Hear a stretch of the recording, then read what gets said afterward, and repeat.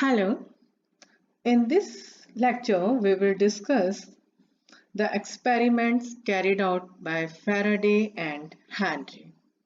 This is the first experiment which we are going to discuss. These are the coils, these are the two coils, and these are the red one is the north pole of the magnet and green one is the south pole. Similarly here it is the south pole, this one is the north pole. It is a galvanometer. When the magnet is pushed towards the coil, there is a current in the coil, and this current present for the time the magnet is in motion. The galvanometer shows no deflection when the magnet is held stationary. Similarly, when the magnet is pulled away from the coil, the galvanometer shows deflection but in opposite direction. Moreover, when the south pole of the magnet is moved towards or away from the coil, there is a deflection in the galvanometer. These are opposite to the observed when the north pole for the similar movements. Further, the deflection is found to be larger when the magnet is pushed towards or pulled away from the coil faster. When the bar magnet is held fixed and the coil is moved towards or away from the magnet and the coil shows there is a current. It means coil that is responsible for the generation of the current in the coil. It is clear from the above experiment that when magnetic flux changes through the coil, the current is induced in the coil. Quicker the relative motion between the magnet and the coil, greater is the rate of change of magnetic flux through the coil and larger is the current induced in it.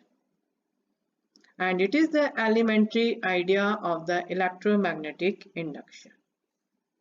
Electromagnetic induction is a process in which the EMF is induced in a circuit, placed in a magnetic field, and when the magnetic flux linked with the circuit changes. It is also observed that when magnet is replaced by the solenoid or a coil connected to the battery, the constant current is produced in a coil, and it is a source of the constant magnetic field. And when such a coil with a constant magnetic field is moved towards the another coil which is stationary, same effect is observed. It is all what I am telling you, that when the north pole is pushed towards the coil, the pointer in the galvanometer deflects, indicating the presence of the electric current in the coil. Galvanometer shows no deflection when the magnet is stationary. When the magnet is pulled away from the coil, galvanometer shows deflection, but at this time the direction of the deflection reverses. Moreover, when the south pole is moved towards or away from the coil, the deflection in the galvanometer are opposite. The deflection is found to be larger when the magnet is pushed towards or pulled away from the coil faster. Now, why the EMF is induced?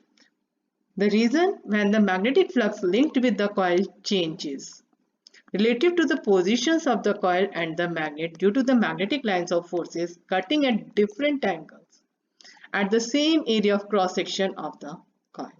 Now see, when the magnet is moving towards the coil, what happens? See, the different lines of forces are cutting at different area of the lines.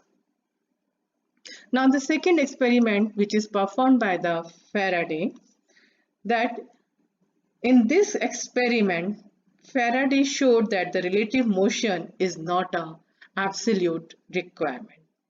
He chose two coils P and the coil S. The coil S connected to the galvanometer and the coil P connected to the battery and the key.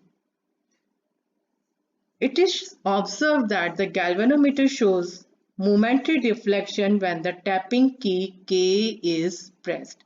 It is the key K. Now see, when it is pressed, circuit is completed and the galvanometer shows deflection, and this deflection is momentary and it comes to rest.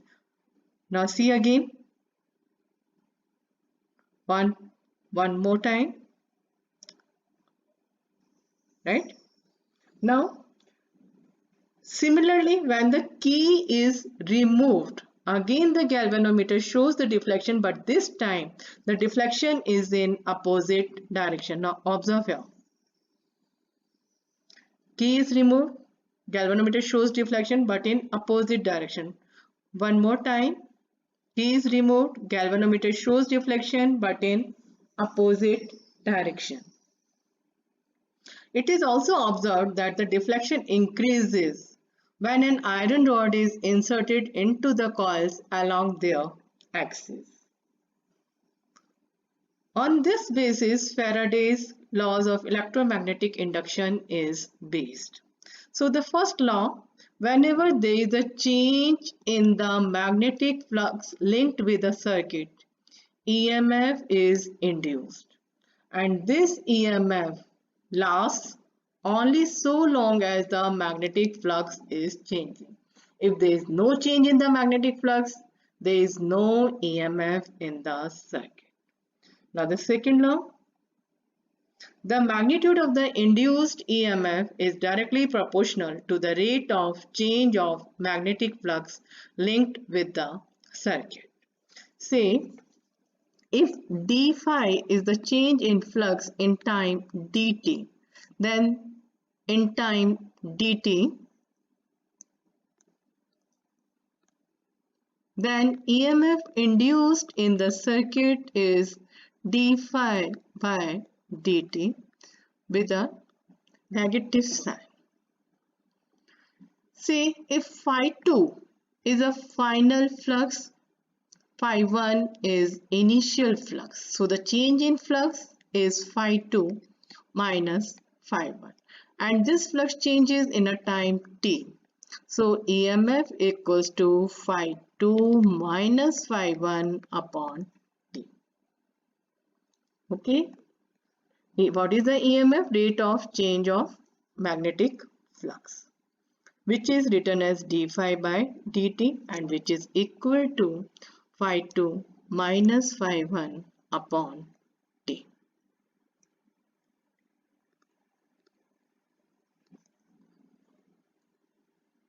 There is a drawback of the Faraday law, and the drawback is that it does not give the direction of the induced current. Direction of the induced current is given by the Lenz's law or the Fleming's right-hand rule, which we will discuss in the next lecture. Thank you.